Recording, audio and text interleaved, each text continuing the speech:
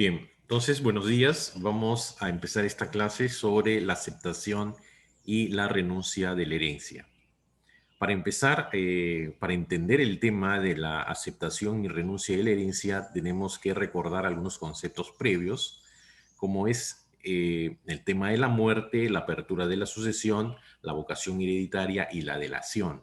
Sobre todo esto, esta institución última, que es importante porque es un derecho que tiene el sucesor hábil para aceptar o renunciar a la herencia. Entonces, previamente hay una secuencia que se da desde la muerte del causante. Ustedes saben que la muerte es un hecho natural que pone fin a la persona y que desencadena la apertura de la sucesión. La muerte, hemos visto, puede ser una muerte natural o puede ser una muerte presunta. Con la muerte se da otro hecho concatenado, que es la apertura de la sucesión de manera automática. Es decir, los bienes, derechos y obligaciones ipso iure pasan a los sucesores. Sin embargo, esta transmisión de estos bienes, derechos y obligaciones, se dice que hay una suspensión legal porque está supeditado a que el heredero hábil acepte o renuncie a la herencia. Pero veamos el tema de la vocación y la delación y vamos a ver estas dos instituciones, cuáles son sus diferencias. ¿Qué cosa es la vocación hereditaria? Es el llamado a todos los herederos vía el testamento o la ley. Esa es la vocación hereditaria, un llamado a todos los herederos, que lo puede hacer, como le decía, a través del testamento, es el llamado por el testamento, o a través de la ley, en caso de que no haya testamento, o sea, cuando se trata de la sucesión intestada. Y luego aparece este tema de la delación, que viene a ser el acto jurídico, un acto jurídico en donde el heredero ejerce este derecho de aceptar o renunciar a la herencia, porque hay una premisa, una idea fundamental de que no se puede obligar a nadie a recibir una herencia. Entonces, esta delación es este derecho para aceptar o rechazar una herencia. O sea, siempre y cuando el sucesor sea un sucesor hábil. Veamos ahora la diferencia que hay entre la vocación y la delación. La vocación implica siempre la muerte del causante, es decir, sin la muerte, sin este hecho natural, no puede haber llamado. O sea, porque la vocación es el llamado a los posibles herederos. Ya hemos dicho que se hace vía testamento o a través de la ley. En cambio, la delación no puede darse sin la vocación del sucesor hábil para heredar. O sea, es una secuencia lógica que se da. O sea, si hay delación es porque hay de por medio o ya se ha dado previamente el llamado, o sea, la vocación hereditaria, el llamado a todos los posibles herederos hábiles. La otra diferencia es que la vocación depende, como ya lo he manifestado, de la voluntad del testador, a través del testamento, o a través de la declaratoria de herederos que se hace cuando hay ausencia de testamento, cuando el causante no ha ordenado su sucesión. Entonces, cuando el causante no ha ordenado su sucesión, es la ley la que va a suplir esto. Entonces, la vocación depende o de la voluntad del testador, que hemos visto que en la realidad es muy poco, y usualmente depende de la ley. La delación, en cambio, o la delación depende de la voluntad del sucesor hábil para heredar. Es decir, la delación va a depender de si quiere o no quiere el sucesor aceptar o rechazar la herencia. Por eso se dice que la delación siempre va estar supeditada a la voluntad del heredero hábil para heredar, para suceder al causante. Entonces, ahí la diferencia. La advocación depende de la voluntad del testador o de la ley y, en cambio, la delación depende de la voluntad del sucesor hábil para heredar. Otra de las diferencias es que puede haber vocación sin delación. ¿Cuándo se da este caso? Cuando, por ejemplo, el sucesor ha sido declarado indigno o eventualmente ha sido declarado o ha sido desheredado en el testamento. Entonces, hay el llamado, pero no hay delación. Ahora, se suele decir que solamente se da en el caso de los indignos, porque si en el testamento hay una desheredación y es el único heredero, entonces ya no habría vocación sin delación. Ahora, la delación siempre implica previamente la vocación, o sea, el llamado.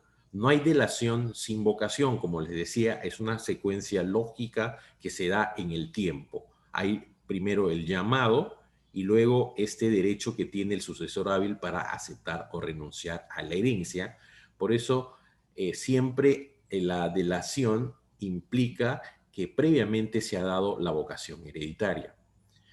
Ahora bien, otra de las diferencias es que la vocación es una realidad jurídica. O sea, la vocación es un llamado que se da desde que se apertura la sucesión, desde la apertura de la sucesión. Es decir, desde la muerte se dan estos hechos concatenados: muerte, apertura y vocación. La vocación no es sino el llamado que se hace a los sucesores o posibles sucesores de una herencia. Por eso es una realidad. O sea, desde que una persona fallece va a haber vocación hereditaria, va a haber llamado. Ahora, la delación siempre es una posibilidad, porque en este caso el heredero hábil puede aceptar o renunciar a la herencia y depende exclusivamente de la voluntad de este sucesor. Entonces, por eso la vocación es una realidad que se da a partir de la muerte y la apertura de la sucesión. En cambio, la delación siempre es una posibilidad porque, como es un derecho del sucesor hábil y los derechos se ejercen o no, en este caso, cuando ejerce su derecho, puede ser aceptando o renunciando a la herencia. Ahora, en la delación siempre, perdón, en la vocación hereditaria califica al sucesor. O sea, con la vocación se dice este o estos son los posibles sucesores, por eso se dice que califica. Sin embargo, en la delación ya es una precisión, es una individualización que se da con respecto a quién va a suceder a una persona que ha fallecido. Por eso la delación es precisa, es la identificación, la individualización del sucesor hábil que existe, que tiene capacidad, que es digno y que tiene además mejor derecho. Por eso se dice que la delación precisa o determina al sucesor. En cambio, la vocación hereditaria solamente lo califica. Bien, entonces ese es en cuanto al concepto de delación que les quería hablar, que es muy importante porque con la delación con la delación, que es un poder jurídico que le da la ley al sucesor hábil para aceptar o renunciar a esta herencia.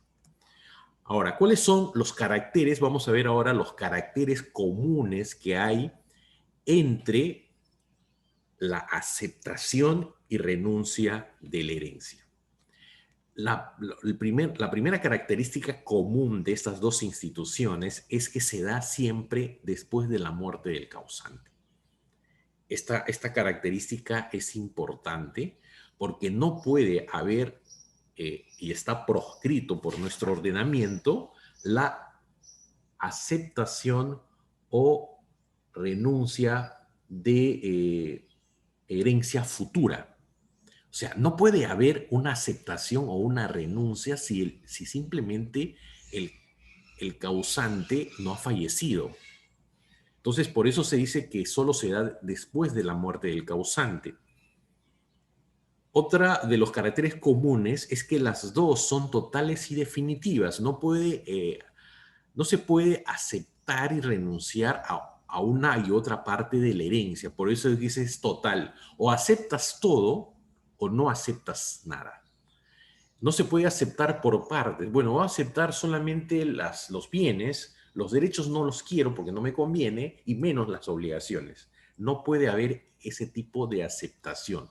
Uno tiene que aceptar todo el patrimonio que nos deja el causante. Y el patrimonio, como ustedes saben, tiene activos y pasivos. Entonces, ese es en cuanto a la totalidad. Ahora, y es definitiva porque resulta que una vez aceptada o rechazada la herencia, no se puede dar marcha atrás, no se puede revocar estos actos jurídicos y por eso se dice que son definitivas e irreversibles y como ya vamos a ver, se retrotraen siempre a la muerte del causante. Son, además, otra de las características es que son voluntarias y unilaterales. Es decir, la voluntad juega un papel importante y ustedes saben que cuando hay voluntad, la formación de la voluntad se da con el discernimiento, la intención y la libertad. Entonces, por eso se dice que son voluntarias. O sea, no puede haber coacción, no puede haber ninguna, no se le puede obligar a nadie a aceptar una herencia. Y tampoco no se le puede obligar a nadie a rechazar una herencia. Entonces es libre y no podría ser, por otro lado, bilateral como un contrato. ¿Por qué no es bilateral? Porque resulta, bueno, que ya ha fallecido, ya no hay con quién hacer el contrato, porque el causante está muerto. Entonces, simplemente de manera unilateral, es decir, con sola la manifestación del heredero hábil, se acepta o se rechaza la herencia. Por otro lado, se dice que es pura. Es pura porque no admite las modalidades de los negocios jurídicos, que son la condición, el plazo y el cargo. Sin embargo, el sucesor eh, o se le permite, al menos en nuestro sistema, que el sucesor hábil, cuando va a aceptar la herencia, se haga con el beneficio del inventario judicial, que venía a ser, según la doctrina, una solución intermedia. Es decir, está condicionado. Bueno, primero quiero hacer, antes de aceptar, hay que hacer el inventario. Y si el inventario, de acuerdo al inventario, me conviene, acepto o rechazo la herencia. Se puede dar esa situación. Entonces, por eso, en principio, debe quedar claro que tanto la aceptación como el rechazo o el repudio de la herencia o la renuncia de la herencia siempre es pura por regla general. Siempre hay este tema, esta solución intermedia porque se permite el beneficio del inventario judicial para determinar cuál es la masa hereditaria o el patrimonio que nos está dejando el causante y en función de eso recibir o aceptar la herencia. Hemos dicho también que, o se dice, de acuerdo a la ley, la, tanto la aceptación como la renuncia tiene plazos, son dos los plazos. Y no procede la interrupción. De acuerdo al Código Civil, a nuestro Código Civil, los plazos para renunciar a la herencia son dos. Si estamos dentro del territorio nacional, es de 3 meses y si estamos fuera del país de 6 meses. El artículo 673 señala que la herencia se presume aceptada cuando ha transcurrido el plazo de 3 meses si el heredero está en el territorio de la República o de 6 si se encuentra en el extranjero y no hubiera renunciado a ella. O sea, ahí están los plazos tanto de la aceptación como de la renuncia. O sea, no puede haber una renuncia después de 1 año, 2 años o 3 años, que a veces he tenido la oportunidad de ver por el trabajo que tengo, he tenido oportunidad de ver que personas que después de 5 años se les ocurre renunciar a la herencia. Nosotros le tachamos de plano porque eso ya se dice que es un derecho que ha caducado. Y además estos plazos no se interrumpen. O sea, estos plazos de 3 meses si estamos dentro del territorio nacional o si estamos fuera de los 6 meses. Por otro lado, también tenemos otra característica común, es que estos derechos son transmisibles a los herederos del heredero. ¿Cómo se da esto? O sea, esto se da cuando el primer llamado fallece a la fallece o premuere al causante o ha sido declarado indigno o en todo caso ha sido desheredado. O sea, porque tampoco se le puede obligar. Si mi padre ha renunciado a la herencia, a mí tampoco me pueden obligar yo como nieto a recibir el patrimonio de mi abuelo, a recibir la herencia de mi abuelo, simplemente porque no quiero. O sea, no me pueden obligar. Por eso se dice que es un derecho transmisible a los herederos del heredero. Y la regla es que esta transmisibilidad está en el artículo 679. Dice, el derecho de aceptar o renunciar a la herencia se transmite a los herederos. En tal caso, el plazo del artículo 673, que es de los 3 y 6 meses, corre a partir de la fecha de la muerte del primer llamado. ¿Quién es el primer llamado? Vamos a ver la secuencia. Tenemos al abuelo, al padre y al hijo. Cuando muere el abuelo, el primer llamado es el padre para recibir la herencia. Él es el primer llamado a recibir la herencia. Tanto el padre como el nieto tienen la vocación hereditaria.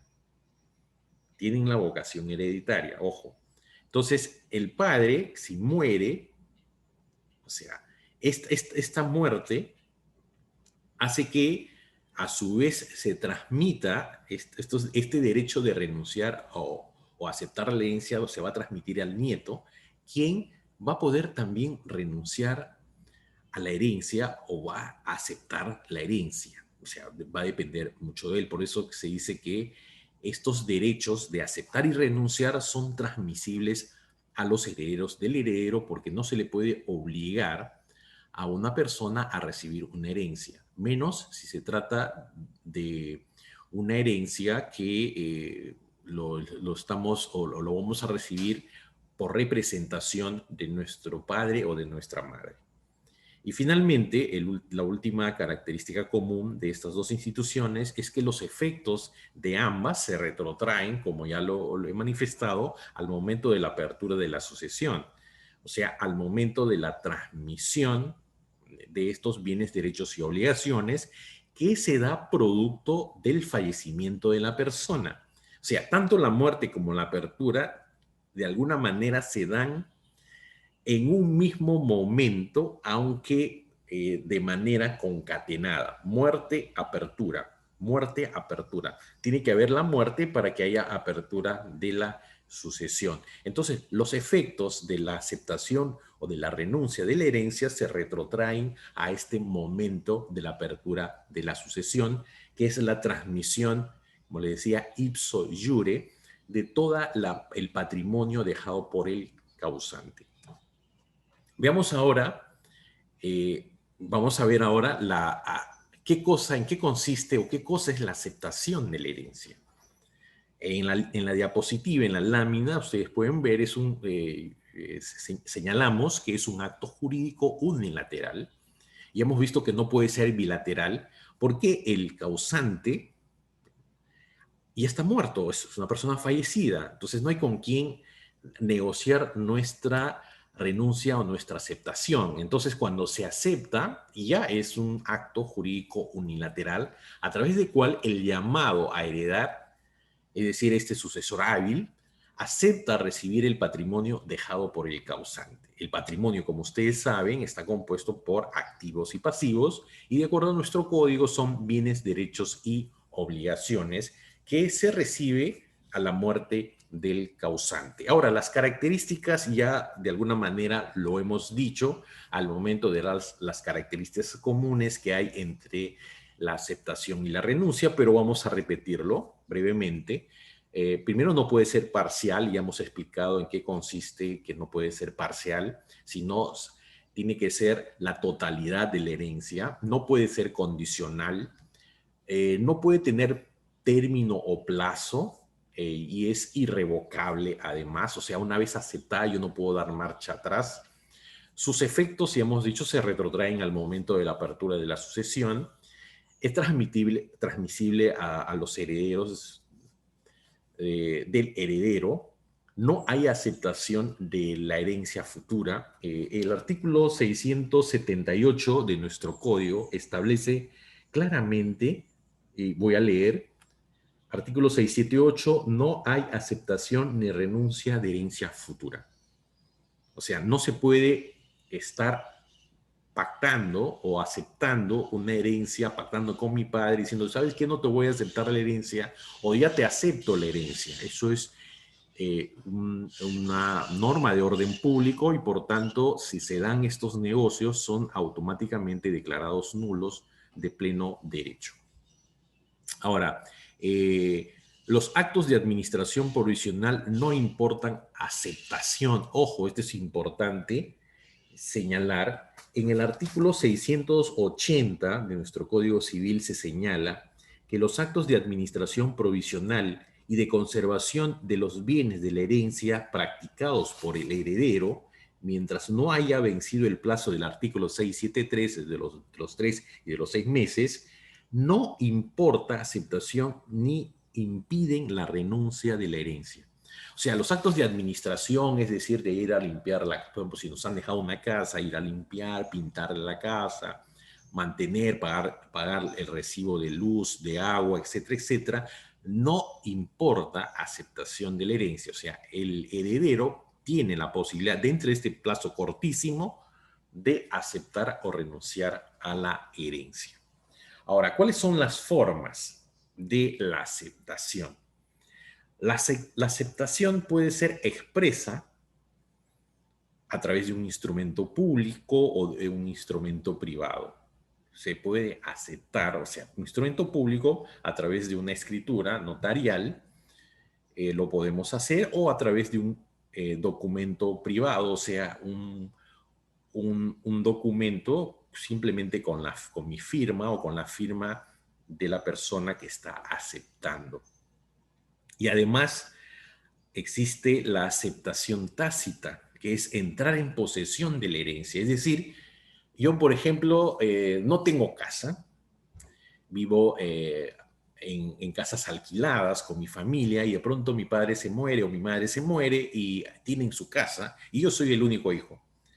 Y yo, una vez que sea esta situación, mi padre, le entierro a mi padre, me voy y tomo posesión, me voy con toda mi familia y me meto a la casa.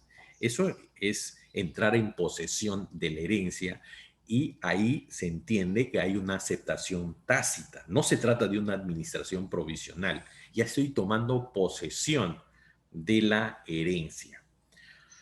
Ahora, también hay actos que demuestran indubitablemente la voluntad de aceptar, ¿no? Por ejemplo, cuando yo de pronto me voy y pongo en venta la casa de mi padre. O sea, pongo un anuncio. Una vez que fallece mi padre, al día siguiente estoy pegando un anuncio, se vende este inmueble. Eso también es una forma, se dice, de aceptar, ¿no? O cuando yo voy hago un préstamo de dinero, un contrato de mutuo con una persona, no con una entidad financiera, sino con un particular, le digo, necesito dinero y te doy en garantía esta casa que, bueno, es de mi padre o que ha sido de mi padre, bueno, pero que ahora va a ser mío. Ese es otro acto que demuestra indubitablemente la voluntad de aceptar, que vendrían a ser la aceptación tácita. Y la aceptación presunta está en el artículo 673 que acabamos de ver. La aceptación presunta es dejar pasar el tiempo. O sea, yo no hago nada. O sea, ahí está con el tema del silencio en los actos jurídicos. Pero se trata de una aceptación presunta O sea, no manifiesto nada, no acepto, no acepto ni niego, no digo nada, sino simplemente pasa el tiempo y sucede muchas veces por desconocimiento de las personas. Dejan pasar este plazo cortísimo de los 3 meses y automáticamente se entiende que la herencia ha sido aceptada. Si estoy dentro del país es 3 meses y si estoy fuera del país de 6 meses. O sea, dejar pasar el tiempo y no decir nada, o sea, no repudiar la herencia, no rechazar la herencia, implica una aceptación presunta que está regulada en el artículo 673 de nuestro Código Civil. Ahora veamos el tema de la renuncia de la herencia. Igual que la aceptación es un acto jurídico también unilateral, pero la diferencia es que es solemne, a través del cual el llamado a heredar repudia o rechaza el patrimonio dejado por el causante. Esta cuestión es muy importante, este concepto, cuando decimos que se trata de un acto jurídico unilateral solemne. Ustedes saben que los negocios jurídicos pueden ser formales y no formales, y dentro de los formales están los actos jurídicos ad probationem y los actos jurídicos ab solemnitatem. En el caso de la renuncia de la herencia, se trata de un acto jurídico solemne,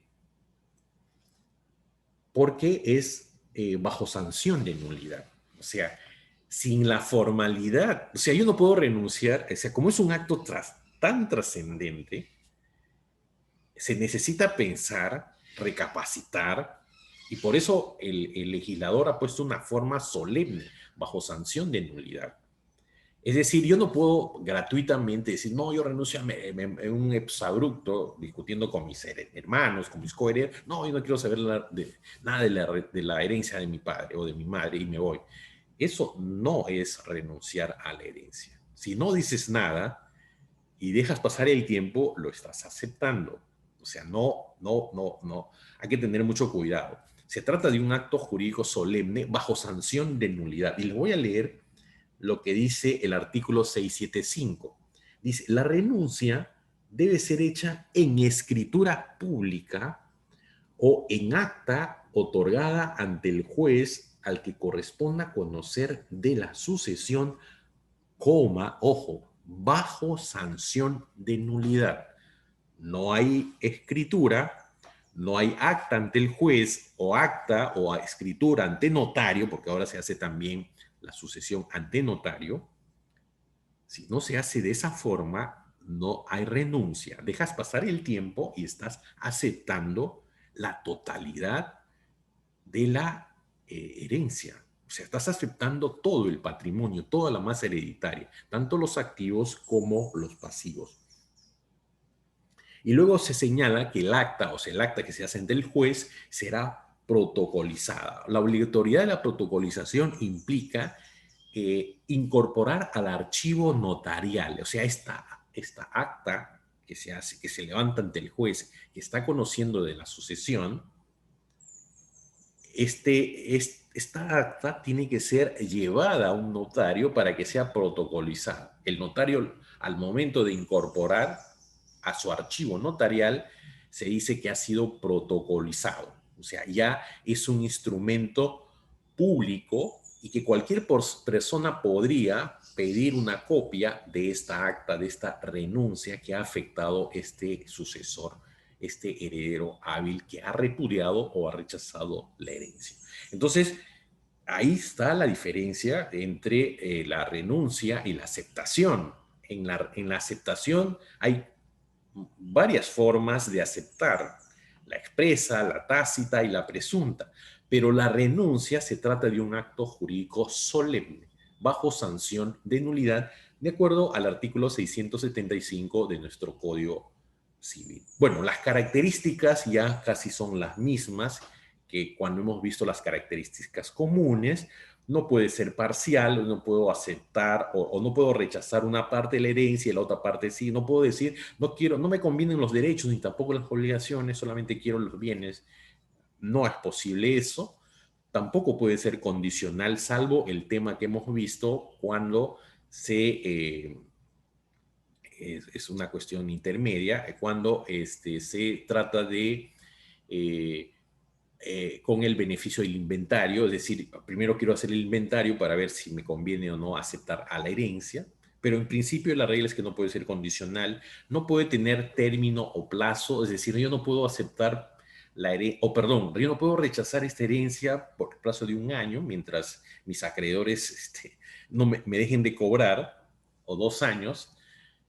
No puede tampoco ponerse un plazo o término, es irrevocable tal como es la aceptación. Una vez rechazada la herencia, yo no puedo dar marcha atrás y decir, bueno, me he equivocado, ahora quiero revocar, ahora quiero aceptar la herencia. Eso también es imposible.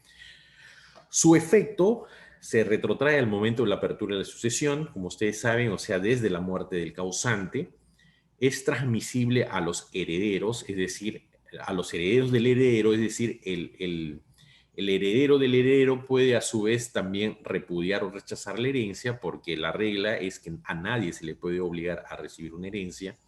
No hay aceptación de herencia futura o rechazo, pero aquí es rechazo, no hay rechazo de una herencia futura, tampoco se da esta posibilidad, y los actos de administración provisional no importan, en este caso, la renuncia de la herencia. Bueno, esas son las características y la formalidad, que ya lo hemos explicado además, es que tiene que ser hecha por escritura pública bajo sanción de nulidad o acta ante el juez. Cuando se hace el trámite ante el notario, porque ustedes saben que ahora se puede hacer una sucesión intestada notarial, entonces hay dos formas, al menos en la práctica yo les puedo comentar esto no está regulado en el código, pero la práctica cosa nos ha enseñado que el notario admite, a veces dicen, cuando está haciendo la sucesión, y comparecen ante él los sucesores hábiles para aceptar o rechazar la herencia, cuando ellos dicen, no, yo no quiero la herencia de mi padre, yo quiero rechazar, hay notarios que hacen escritura pública aparte y lo incorporan al proceso. Y hay otros notarios que levantan un acta dentro del mismo proceso de sucesión y queda incorporado esta renuncia. Y desde mi punto de vista, los dos se admiten porque son actos jurídicos solemnes, o sea, tanto la escritura como el acta ante el propio notario que está haciendo o está viendo la sucesión. Máxime si cuando se hace el acta ante el juez se necesita llevarlo al notario, o sea, se necesita la protocolización notarial. Entonces, si se hacen ante un acta, si se hace ante el mismo notario y se levanta un acta, el notario levanta un acta en donde este sucesor hábil está repudiando, rechazando la herencia, se entiende que esta formalidad finalmente va a quedar en el protocolo, porque este proceso es un proceso que se protocoliza, o sea, se incorpora al archivo notarial. O sea, es una cuestión, eso es importante, porque hay actos notariales que no se archivan, o sea, que no van al archivo notarial, pero cuando se hace una sucesión intestada, necesariamente hay un archivo especial de sucesiones intestadas y ahí está el acta por la cual el heredero hábil ha renunciado a una herencia. Entonces la formalidad es una formalidad bajo sanción de nulidad. Si no se hace así, evidentemente no habría renuncia de la herencia.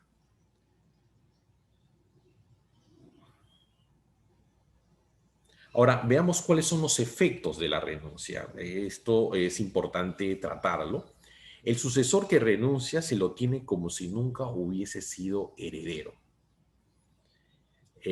Por eso es que esta persona que renuncia a la herencia tiene la posibilidad, si tiene descendientes, de que sus descendientes, o sea, los hijos del renunciante o los nietos del renunciante, acepten la herencia en representación o asuman la herencia en representación de este heredero renunciante. Entonces, el sucesor se lo tiene como si nunca hubiese sido heredero. Ahora, otro de los efectos de la renuncia es que se retrotrae siempre al momento de la apertura de la sucesión. Como ya ustedes saben, el momento de la apertura de la sucesión se da con el fallecimiento y automáticamente, de manera ipso iure, los bienes, derechos y obligaciones se transmiten al sucesor. El efecto de la renuncia es personal, tal como la indignidad, perdón, o la desheredación. ¿Por qué es personal? Porque no le va a afectar, o sea, yo si renuncio a la herencia no le puedo afectar a mis hijos.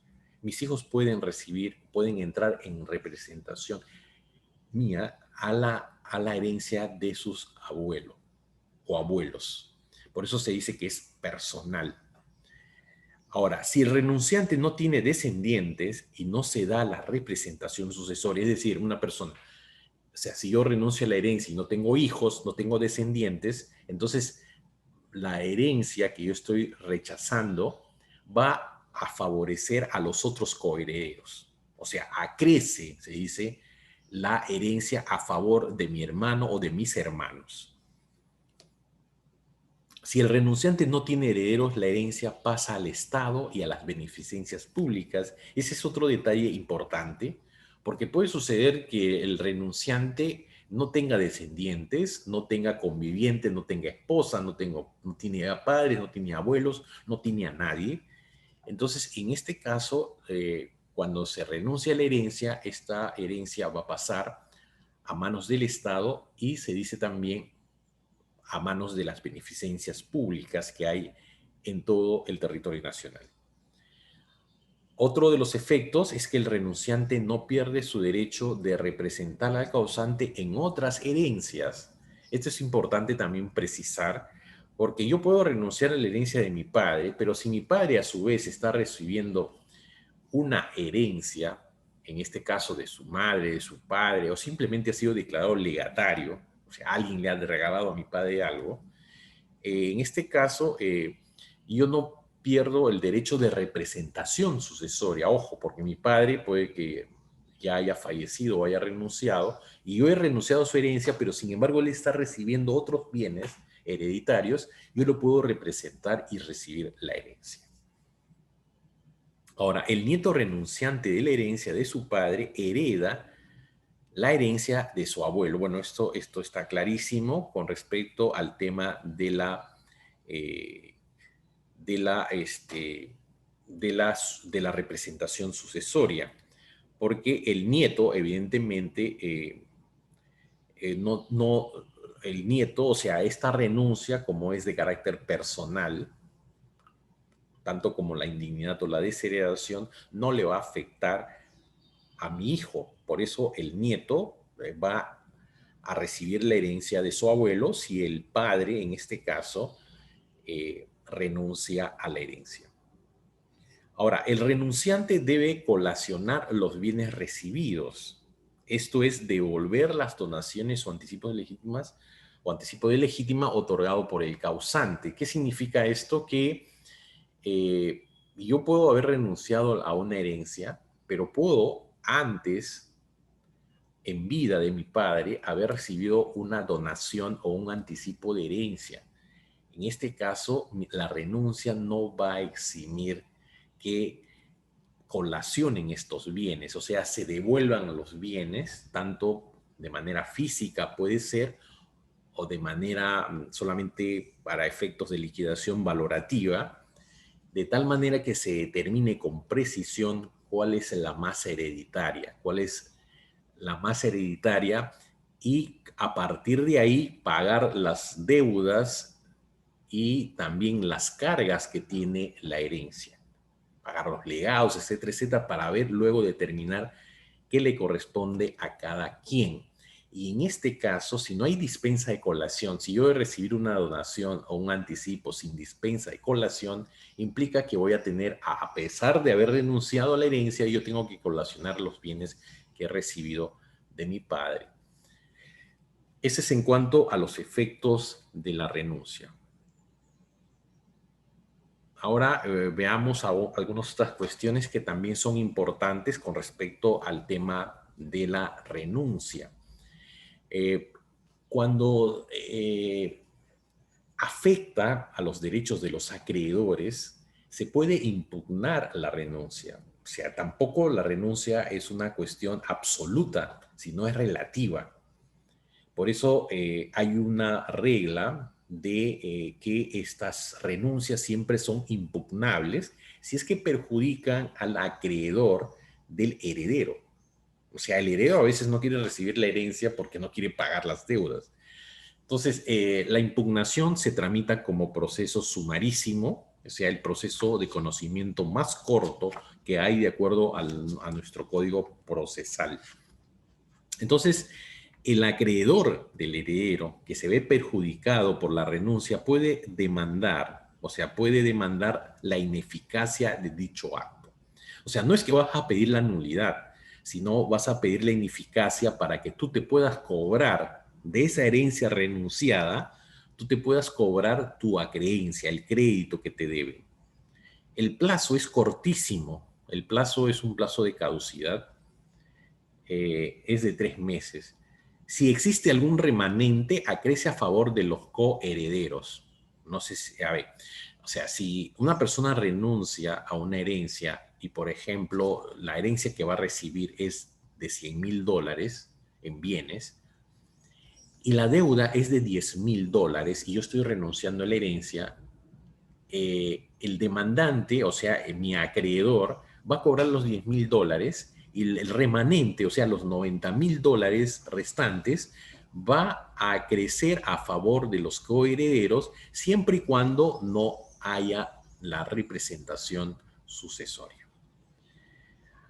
Ahora, ¿cuál es la naturaleza de esta impugnación de la herencia, de la renuncia de la herencia? Porque hay que ver de qué se trata. Porque hemos dicho al principio que se trata de una demanda de ineficacia del negocio jurídico, no de la nulidad, de la ineficacia.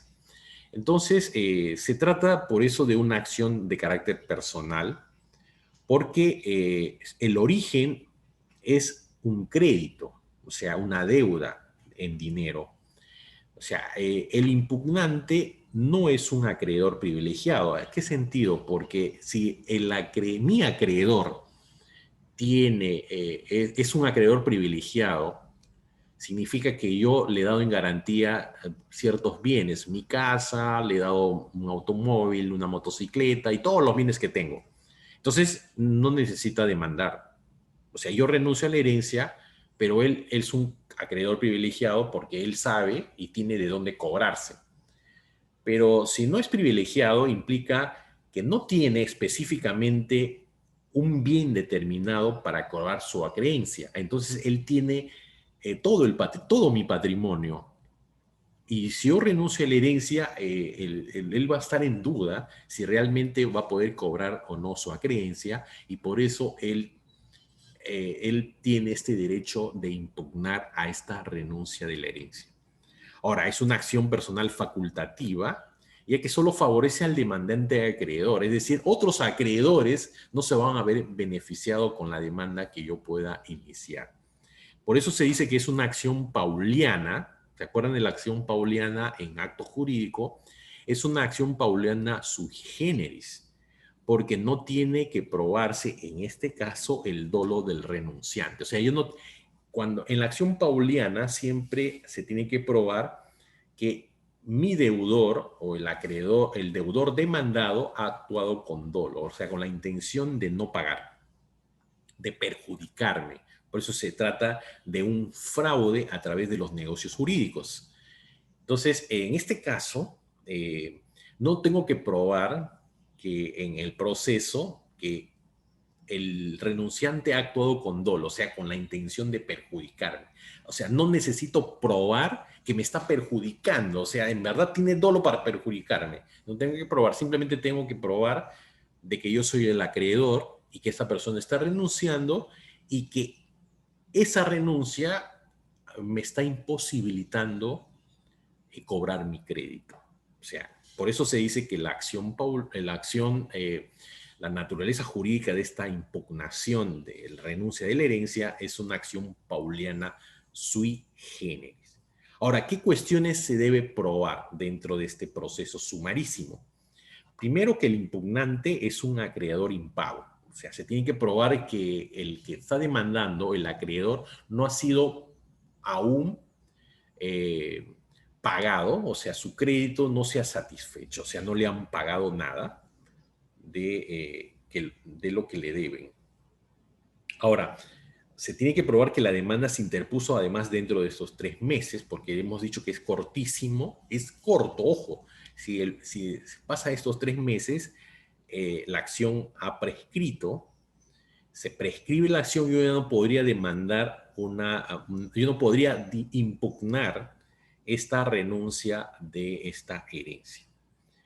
Y finalmente se tiene que probar que es un acreedor de fecha anterior al acto de la renuncia de la herencia. Siempre se tiene que probar, bueno, que los créditos que se han dado, o sea, son antes de la renuncia. Por ejemplo, eh, yo he firmado un crédito, un contrato de mutuo con una persona el año 2018. Y mi padre fallece el 2019. Y el 2019, dentro de estos 3 meses, yo renuncio a la herencia. Entonces ahí está claramente probado que la fecha de la creencia, o sea, la fecha de celebración de este negocio jurídico de mutuo, que es un contrato de préstamo de dinero, se ha dado con anterioridad a la renuncia. Entonces, por eso se dice que se tiene que probar que es un acreedor de fecha anterior. O sea, ya yo era deudor o yo era acreedor de una persona el 2018 y esta persona finalmente renuncia a la herencia el 2019. Eso es lo que se tiene que probar en este proceso sumarísimo. ¿Y cuáles serían los efectos de la sentencia que le da la razón al impugnante? Porque el impugnante, ojo, está pidiendo la ineficacia del negocio con la intención de embargar y cobrarse su crédito.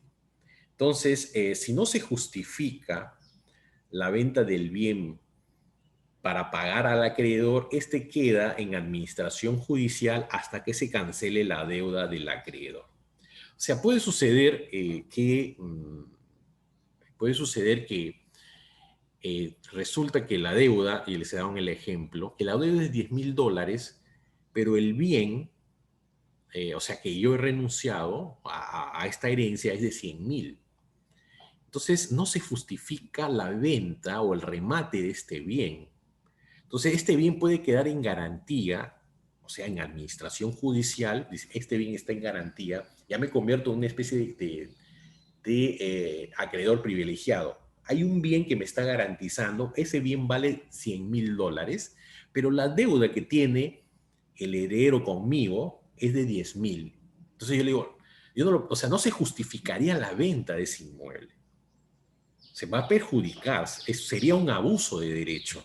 Entonces se le perjudicaría a este heredero. Entonces yo le digo, bueno, este bien va a quedar en administración judicial hasta que tú me pagues estos $10,000 que me debes. Por eso se dice que no se justifica la venta del bien para pagar al acreedor. Ahora, por otro lado, si se necesita el remate del bien para el pago del acreedor, este se hará en pública subasta previa tasación judicial. Y sobre la base de las 2/3 partes de su valor. Esa es una cuestión importante también, porque cuando se va a hacer el remate se tiene que cumplir con todas las garantías del caso, porque tiene que haber un martillero que va a hacer la subasta, tiene que haber una tasación judicial de la valorización del bien, y se hace siempre sobre las 2/3 partes de su valor.